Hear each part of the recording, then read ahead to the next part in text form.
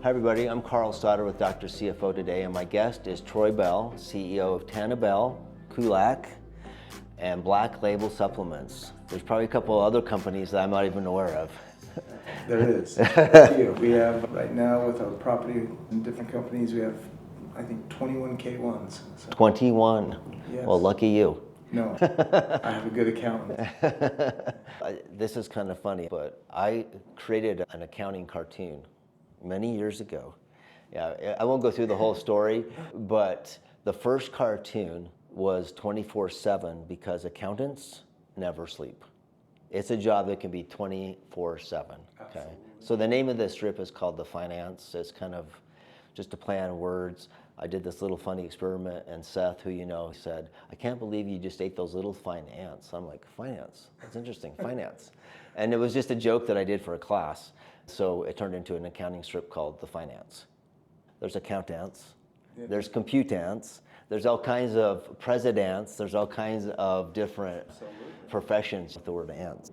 Anyway, well, I want to start off talking a little bit about your journey, how you went from where you started and how you got to where you're at. So I went to Idaho State University, got an undergraduate in healthcare administration, started my MBA, thought I was going to be a hospital CEO one day. That was my goal. Okay. Had a great mentor in Tracy Farnsworth, great man that I loved and appreciated. And I decided to do an internship in long-term care. My wife was a physical therapy assistant at Portland Rehab here in Pocatello. Okay. And a good friend by the name of Randy Vaudry, Ray Barrett, gave me an opportunity to come do an internship and work on my administrator and training license. And I worked in a 16-bed Psych lockdown unit where the old grandmas would spit on you, hit you, and then 5 minutes later tell you how much they loved and appreciated you. And I absolutely loved it. I got to interact with doctors, psychologists, social workers, families, patients. And when I did my internships and different things in the acute setting, I was in a corner office and I had no interaction with patient or patient care. And so I immediately fell in love with long-term care. At that time, I went to work for a company called Northwest Beck. I was an administrator for them. I commuted to Burley for a year and a half and ran Burley Care Center. And then in 2004, had the opportunity to go out on my own and take over a lease of a couple buildings, one in Santa Barbara, California, and one in Portland, Oregon. I leased and managed those buildings for 4 years. And then in 2008, created Was that scary, just going out, like just boom, I'm going to go out and lease these? Because these are not cheap leases, right? No, these are leases. I think the one was $100,000 a month. Healthcare facilities, it was a 189-bed building in Santa Barbara, so you can imagine. But I had an old boss that gave me an opportunity because they were trying to liquidate. I was dumb enough to try it. I still look back at that and think I was a complete idiot. I don't know what I was. But you're glad you did it, right? I'm very glad I did it. I was young, naive, and a little stupid. And actually one day, that boss, which really had an impact on me, said, you know, the reason why I like you, Troy, is because you're dumb enough to just do anything I ask you to do. And I really was naive and excited enough and had the energy that I just decided to try it. And it turned out to be a very good thing for me. I would commute to Santa Barbara, California on Sunday night or Monday morning, and then I'd fly up to Portland on Wednesday, and then come home for the weekend with the young family. It was a huge sacrifice, but it paid off significantly. Yeah, I think that's something I have different people ask me, like if they're being entrepreneurs, they'll get all excited and throw out this idea, and then literally within 2 seconds, they'll come up with a counter idea of why not to do it. And I'm like, I don't know how to deal with that. You get me all excited, here's an idea, yeah, let's go do it. But then they come up with a counter idea. Maybe lady's point was, at that time you weren't smart enough to think of the failure points, right? And you would just move forward. I think that's pretty interesting and a good lesson for a lot of entrepreneurs. You can't know everything. You can't know every little detail. Maybe it gets in your way if you start thinking about the failure points too soon. You don't take action and move forward. Yeah, absolutely. If you want to be an entrepreneur, you have to have very little tolerance and fear for failure. I've started many businesses that have failed, and I feel like I'm resilient enough that I just brush it off and chalk it up as a loss and move on. If you're afraid to fail, you should not start a business, because data shows the first at least couple of years of any new business, you run at a loss. You have to battle through that, persevere, and finally get to a point where you're at break even. Then the next goal is to get profitable. It's lonely as an entrepreneur. There's sleepless nights. How am I going to fund payroll? Especially when I took over those two facilities. Medi-Cal, the Medicaid program in California, sent us IOUs for 6 months. They were in arrears millions of dollars because we were taking care of over 100 Medi-Cal patients. And they were redoing the budget, didn't have any money, and they literally sent us IOUs. I had sleepless nights thinking, how am I going to make this payroll?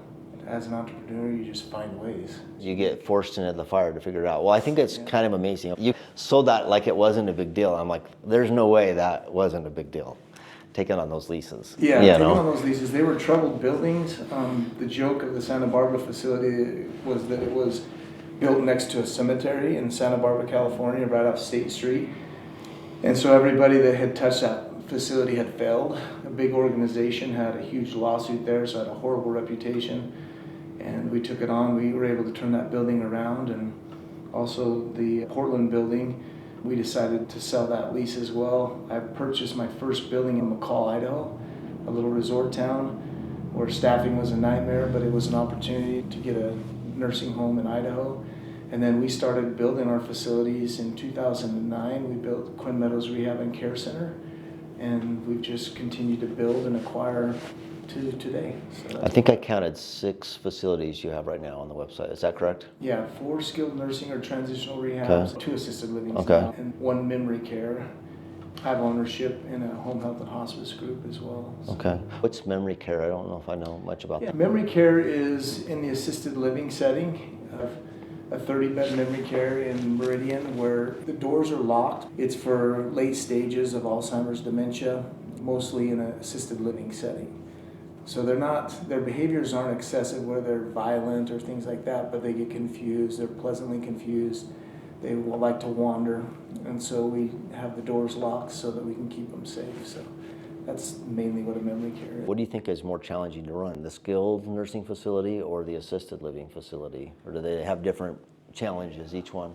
Each of them have different challenges. Memory cares are challenging just because you're dealing with people who need to constantly be redirected. And so you have to find and train people to deal with those high-level residents or patients. But I would say skilled nursing is much more complex to operate and own.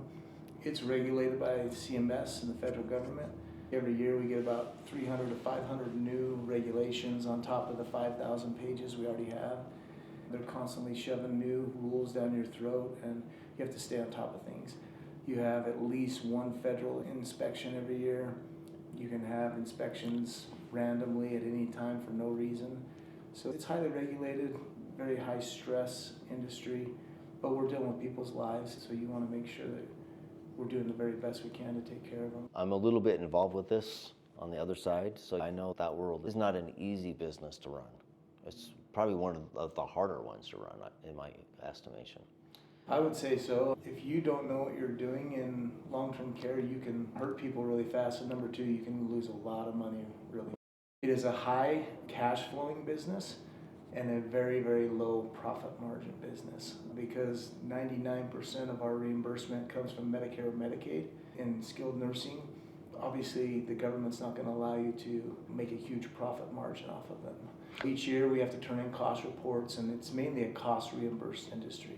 We prove what our expenses are, and then they make sure that they pay us to take care of the people. If you could give suggestions or ideas to improve the long-term care industry, what changes would you like to see? In the long-term care industry, I would like to see less regulation from the federal government and more support from our association. The Biden administration was very aware of our industry, which I liked, but at the same time we were on their radar, and he made some executive orders or he proposed some rules to increase RN staffing. I'm not opposed, but the problem is it's an expense, and we're short 500,000 to 1.5 million nurses in America. There was really no way we could actually execute and move that potential law into action. It's since been dropped because our association and our industry has gone to the White House and said, hey, we're fine with this, but where are we going to get the nurses? Are you willing to pay us to increase the staffing? and then they realized, oh, this probably isn't going to work, and so they dropped it. The thing I would like to see more in not just my industry, but across the board is industry leaders working with Washington, D.C., helping them understand what they're doing and where they're spending money, where they're wasting money, and how we can help them increase the level of care and not have to spend more money.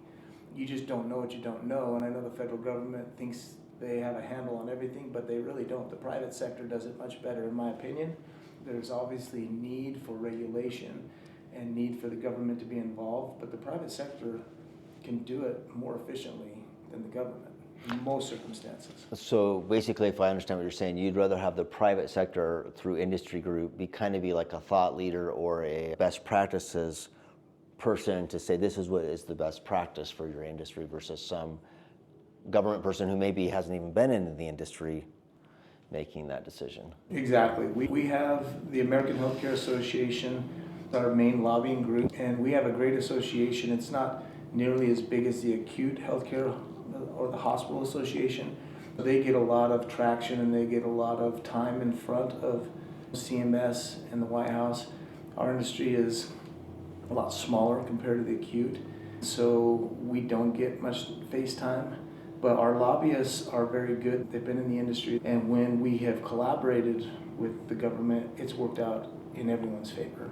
I was the president of the Idaho Healthcare Association, so I got to go once or twice a year to DC and lobby with Idaho senators and different things like that. And it's amazing to see that our leaders don't really understand the difference between Medicare, Medicaid, where it comes from, how the dollars are spent. The more we can educate our politicians, the better all industry is going to be. At first I hated lobbying. I thought, oh, I feel dirty, this is terrible. But when you get to sit in front of senators and legislators and explain to them, hey, this is important and this is why, this is how it affects your constituents in Idaho, then they're very receptive, Republican or Democrat. And they just want to make sure that they do the right thing. They just don't know what they don't know, so you have to help them understand it. That's what I tell my kids. You're always selling. If you think you're not selling, you're selling, right? You're selling something all the time. If you're trying to sell an idea or a solution, you have to own it. Otherwise, nothing's going to change. And somebody else that's selling is going to govern what you're doing. So yeah, you have to be the guy selling. I'm curious, if you forecasted out 5-10 years, what do you think the biggest challenge in this industry is? Number one, with new administration comes new thoughts and logics. The Trump administration is trying to lower budgets, things like that. So there is a fear in our industry that they're going to maybe cut Medicare and Medicaid. We hope that doesn't happen. There hasn't been anything announced or proposed. Number two, I just came from a conference where they started talking about the baby boomer population. As of right now, because there was quite a bit of construction that happened 2018, 2019, we're in a good place as an industry, house the baby boomers.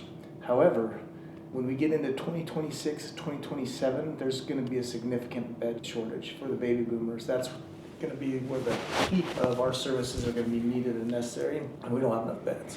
So, do you have enough workers?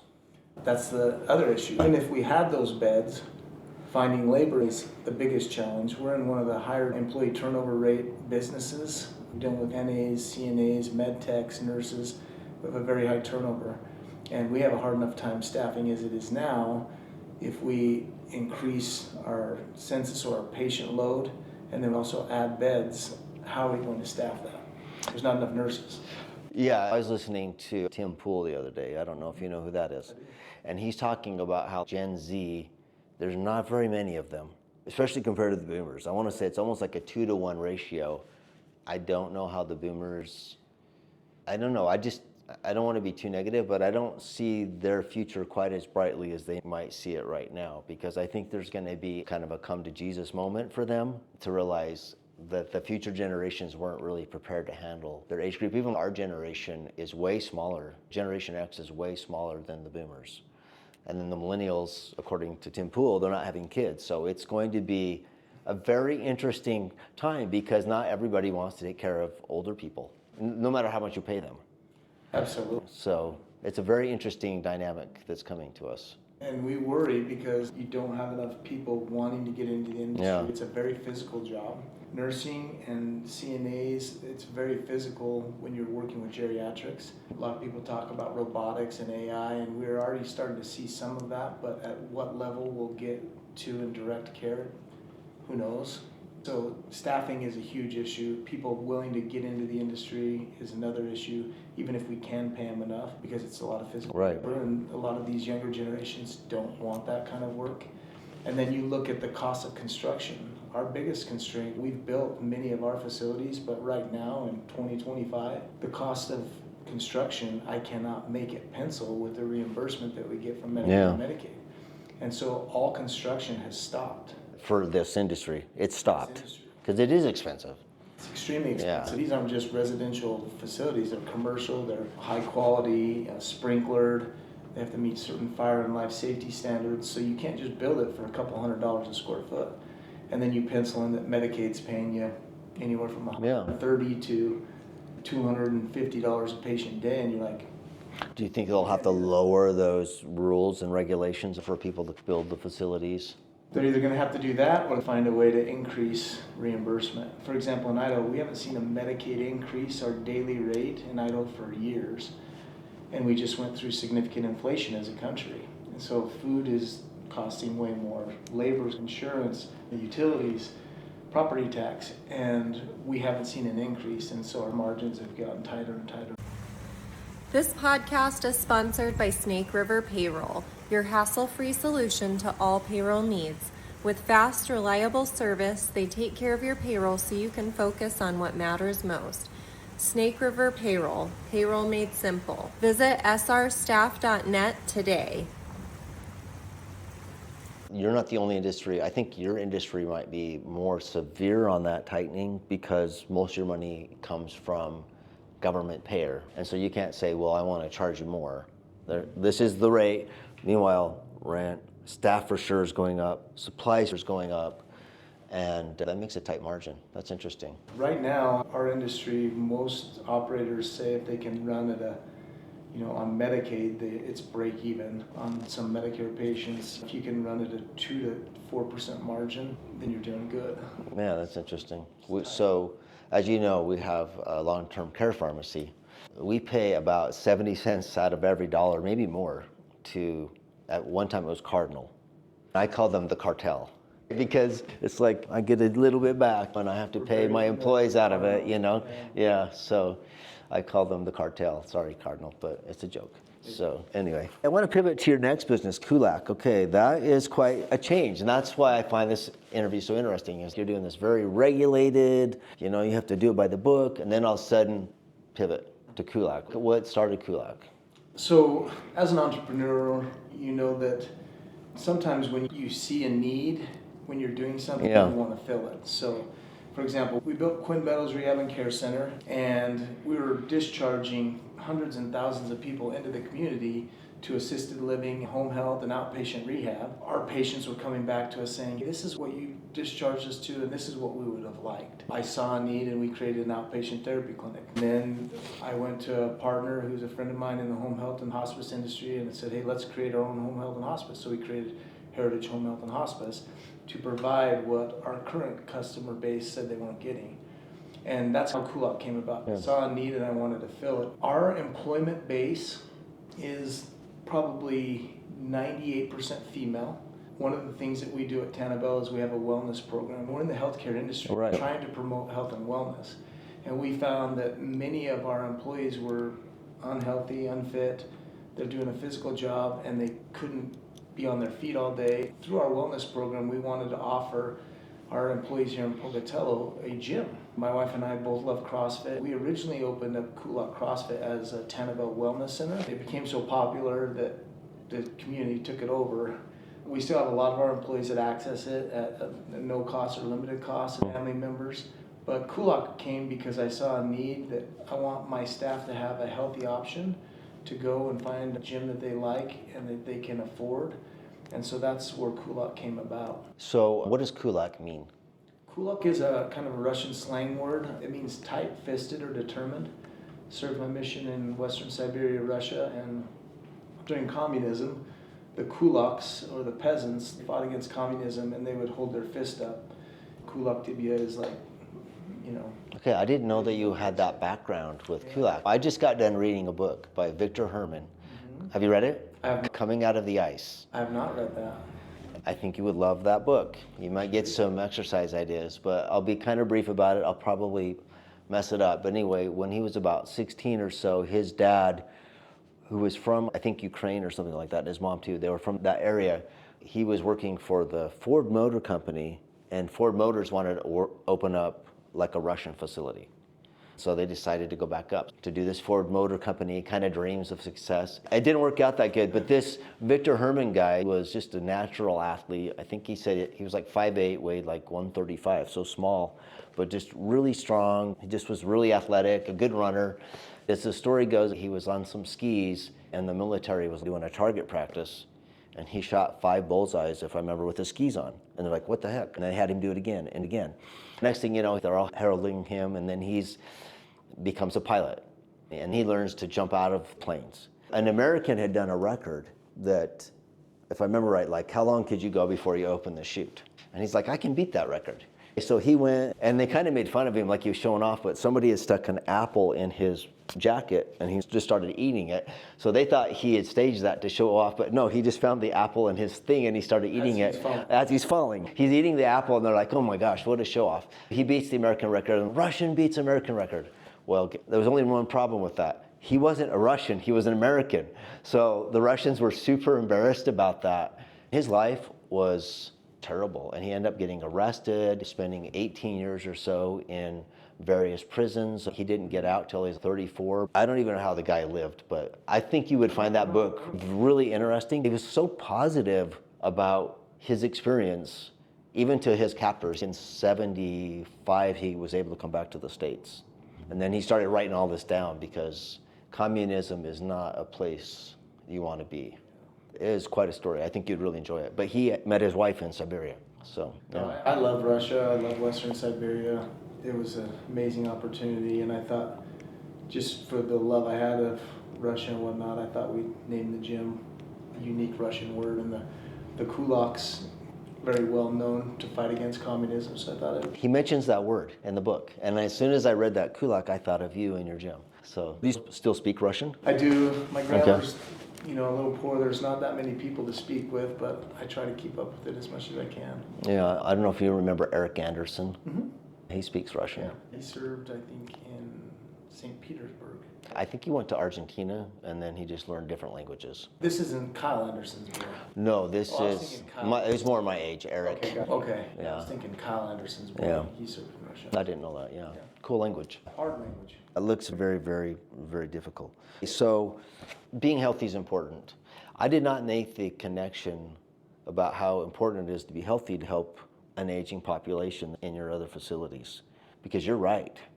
My grandpa, when he was in a wheelchair, there's no way my grandma could take care of him. I could barely take care of him because it's just like dead weight. There's no muscle support for the weight or anything. And of course you buy chairs and stuff. But yeah, you're right. The nurses need to be pretty buff to handle this type of thing. My first job, I was a CNA when I first started working at Portneuf.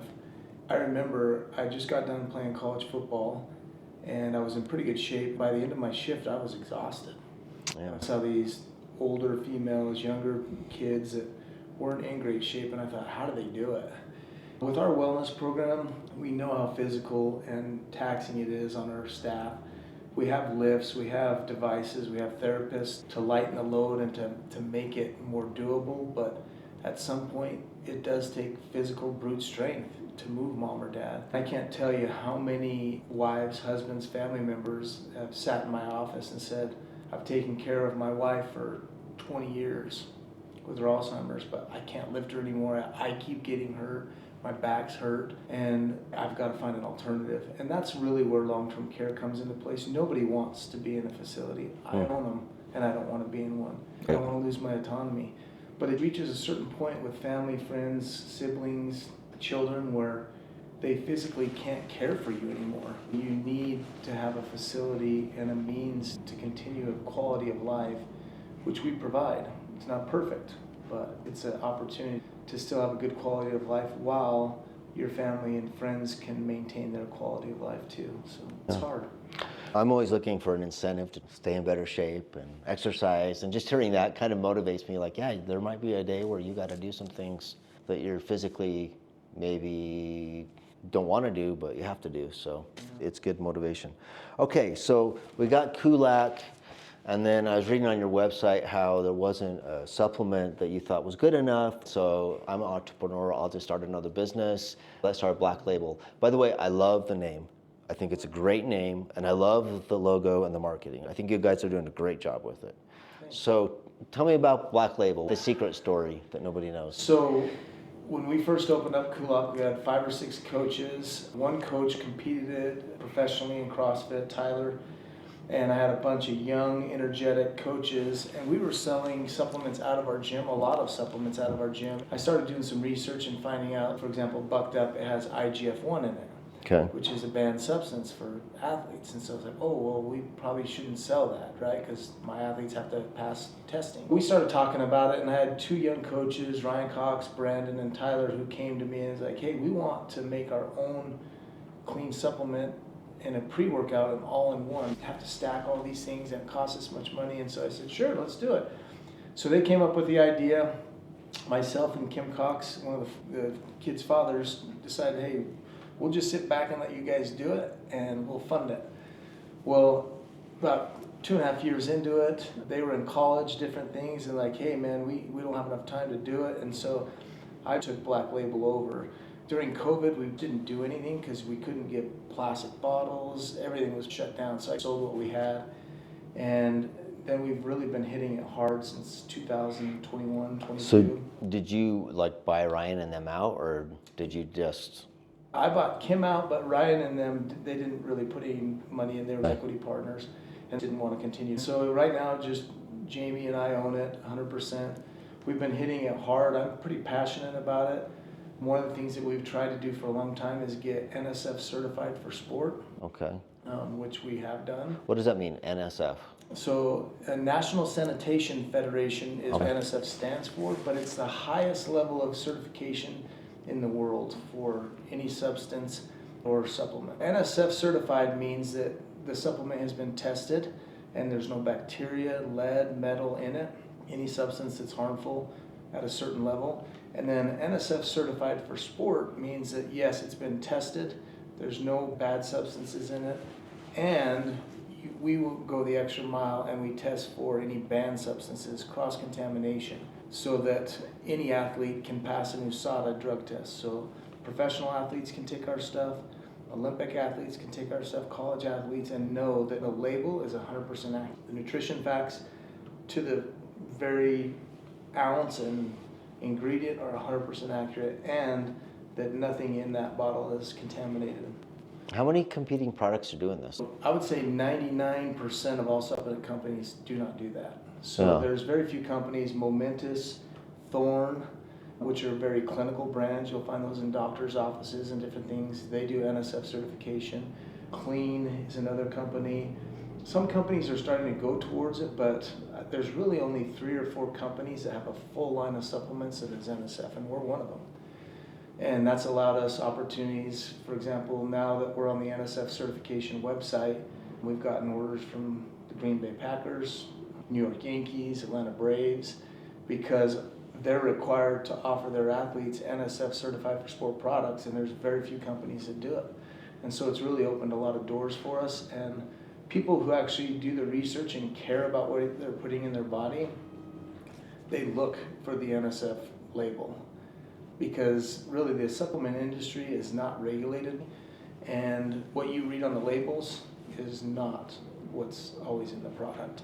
Okay, that's informational. I think I see you advertise quite a bit at the basketball games. I think that's a point you might want to stress a little bit more, because that was lost on me.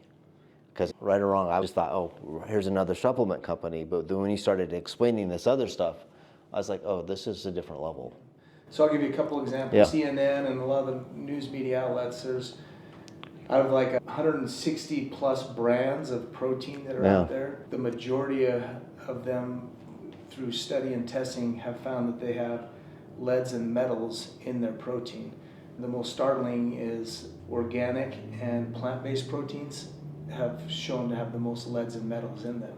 That's a big deal. Organic and plant-based have the worst. Yes. Now, They've that's been the worst interesting. offenders, yeah.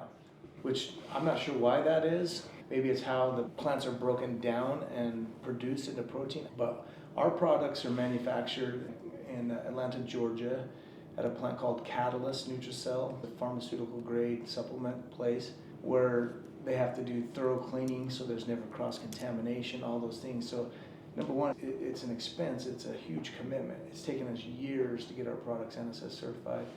One of our products that has 17 ingredients in it, it's an all-in-one pre-workout, our original product. 17 ingredients to get it NSF certified, we thought was probably gonna be impossible, but we did it. And we're the only ones that have a product like that in the market. Most recently, there was a high-profile hydration company. They're very popular. And somebody tested their product, which is not NSF certified, and found out that it had like 400 times more maltodextrose than it said on their label. Because their labels don't really even have to state everything that's in it as a supplement. Ours do, because we put that NSF certified for sports sticker on it. So very, very unique. Yeah, so we're talking about healthcare, right? So I'm a consultant to help doctors and dentists understand their numbers better, but at the end of the day, the real goal is trying to help everybody get as healthy as possible, right? That's kind of the goal. And so I have a few questions for you. One of them is about RFK Jr. I was listening to a podcast with him with Dr. Phil just yesterday. He was talking about the epidemic of autism. They're talking about food, and they're talking about some of the vaccines too, but in particular food and microplastics in the food, which you just mentioned. Do you think he's going to help or hurt the industries that you're in?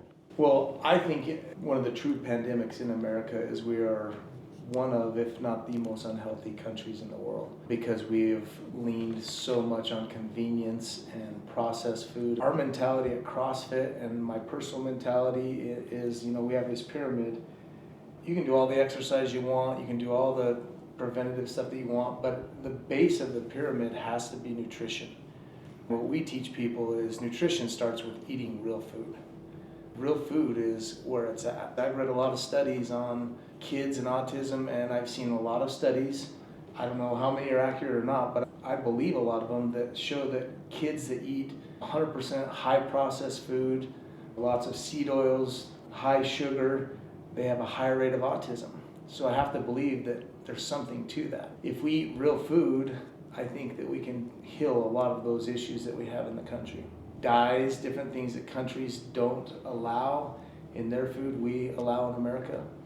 So, whether you like him or not, I think what we're doing and what we're starting is needed and necessary. And we need to become a much healthier country than we currently are. Because being in the supplement industry, I can tell you there is very little regulation on what you buy and put in your mouth. Okay, so if you could pick the perfect meal that met all your goals, what would it be? Perfect meal that meets all my goals. Well, I am a high protein, Okay. low carb, but healthy carb guy. I know some people don't believe in that, but it works for me. Okay. It keeps me lean. I try to eat 40 to 60 grams of protein each meal with vegetables. We try to stay away from sugar. Obviously, I'm not going to say I'm always good at that. It's impossible. Yeah. There's a place to enjoy sugar and desserts, but I think if you eat 80 to 90% high protein, healthy carb, you can't go wrong. Okay, so what's protein? Is it like chicken, pork, or beef? Is there a protein you think is the best? I don't think there's one that's better than the other. Obviously, there's higher fat proteins, and some people prefer that. Most people would say that a leaner protein like chicken or fish is the best, and I would agree with that. However, I'm a red meat guy, and I love my red meat. Low fat protein is probably recommended first and foremost if you want to have low fat. But I think protein in general, I try to eat as close to 200 grams of protein a day as possible. That's good. And that's hard, but It is hard. Yeah. My goal is 150. Yeah. So 200 is hard. That means you're almost only eating protein. You almost need a supplement to get there because you just need a supplement. One thing he said in the podcast that I had not really thought about was eating real food. According to RFK Jr., the number of times you chew is a metric your body uses to say if you're full or not. If you're eating like Twinkie, that takes like 2 bites, right? A lot of calories, boom.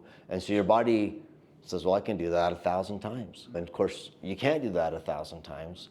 And then he said something else, and I've read this in another book too, where I'm using the Twinkie as the example, is it because it doesn't have nutrients in it, your body says, well, I'm not gonna quit eating until I get my nutrients. So once it gets the nutrients, it will stop. But if it can't ever get them, then that's one of the reasons that, and I agree with him, that's one of the reasons that we have obesity. I do a little study with my dogs sometimes, and I'll throw out a dog treat. And if that's all there is, they're happy to get it. But if I have a dog treat and a piece of chicken, okay, now the dog treat is meaningless and the chicken just went to level 1, and they might growl or fight each other for a little bit.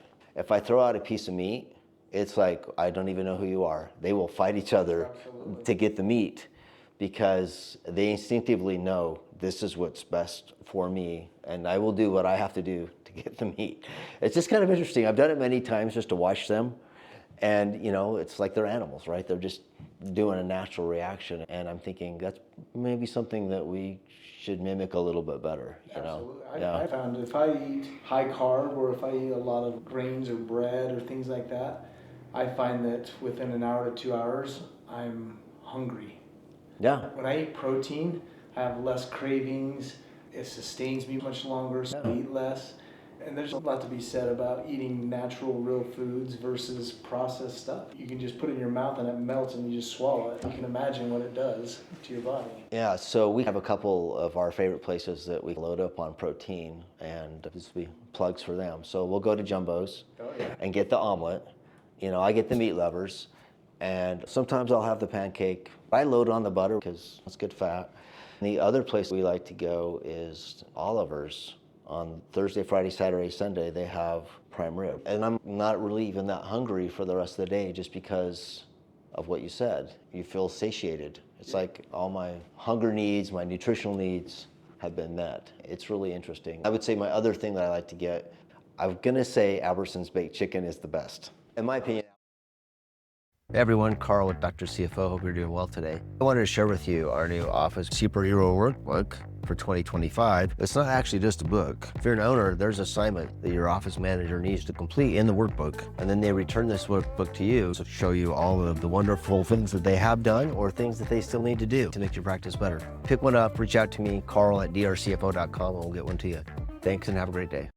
Now, they used to have a spicy habanero chicken, baked chicken. There's probably a little sugar in the sauce.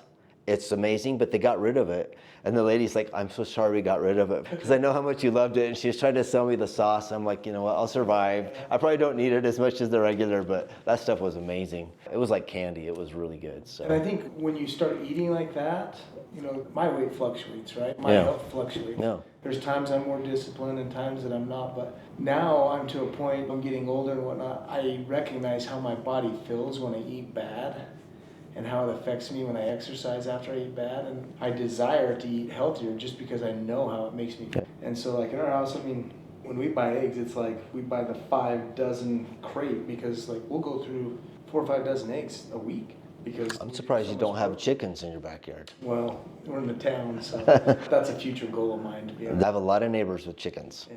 It's pretty common up there. I do have an employee that provides us some fresh farm chicken eggs too. Yeah, that's good. They're so good. So we've talked about older care, long-term health, right? We've talked about Kulak, which is kind of for any age. Your supplements, which is probably for any age. Mm-hmm. So I want to talk about a couple more things, the NIL thing, because I know you're involved with that. And I also want to talk about nutrition and maybe more exercise in schools. Because when I was in school, I got good grades and all that kind of stuff, had a good GPA, and PE was kind of like the joke class. Right. And I remember telling some people, I said, you know what, it probably, even though it might hurt my GPA, it's probably in my best interest for this to be like, you have to run a mile so fast to get an A, or you have to be able to do so many push-ups in a minute to get an A, or some kind of like benchmark for people that they have to reach in order to get an A in the class, whether it's the school level, the state, or maybe a national metric that you have to meet. And I don't think that's a bad thing. What would you do? I agree with you. I've seen multiple memes of, here's an American PE class or elementary PE class versus a PE class overseas in Korea, China, Japan, and I'm like, we are really missing the boat here in America. I think that we've gotten so comfortable in making people comfortable, especially kids. Yeah. We've gone away from that.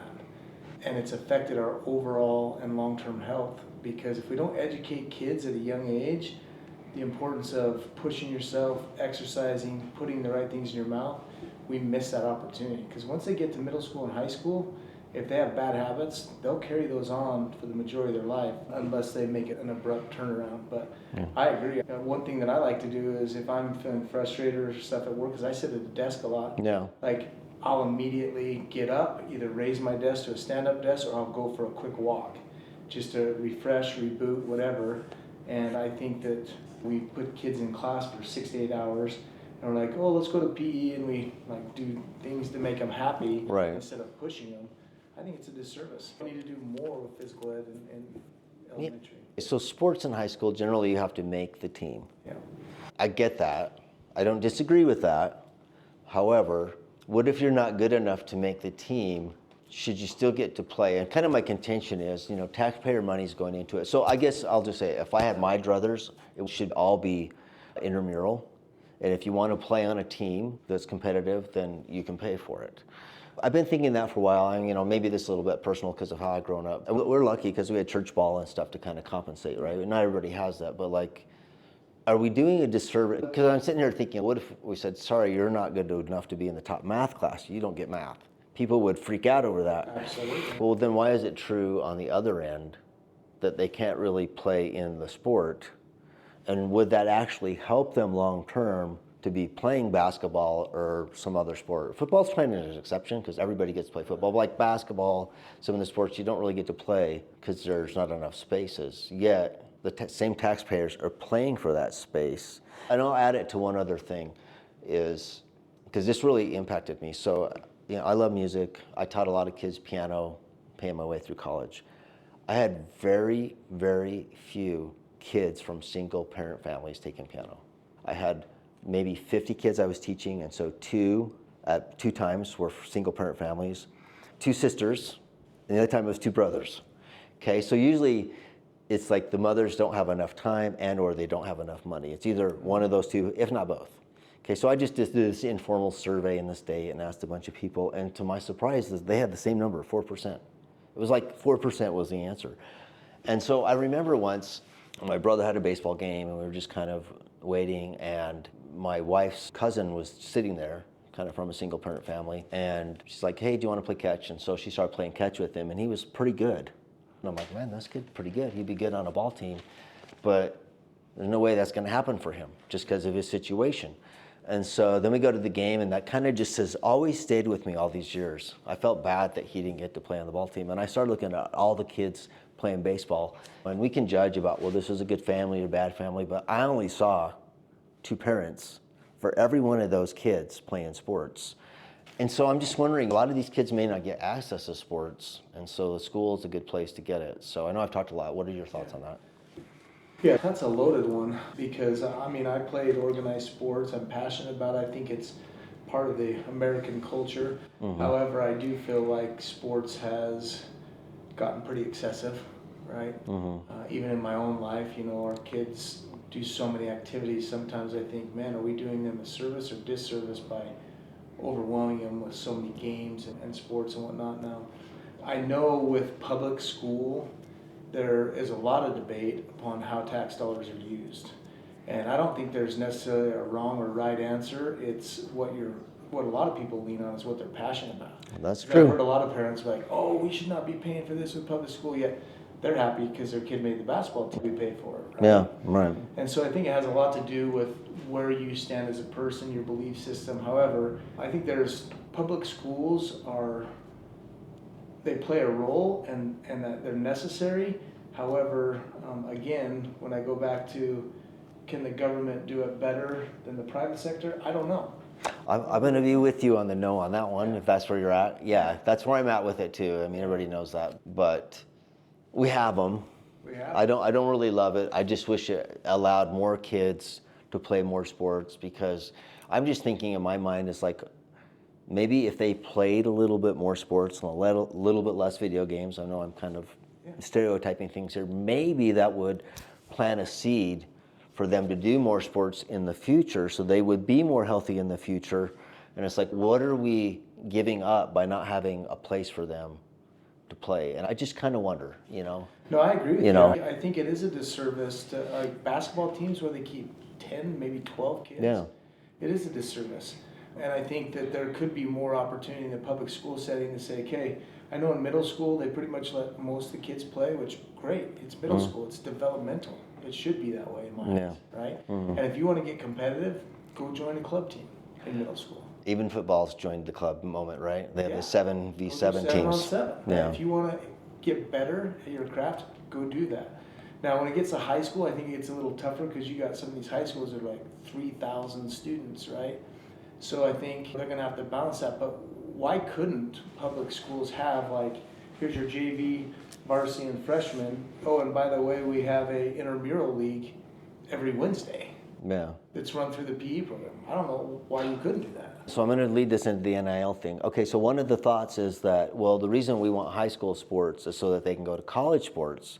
And I tell everybody, they're not coming from high school sports anymore. They're coming from tournament clubs.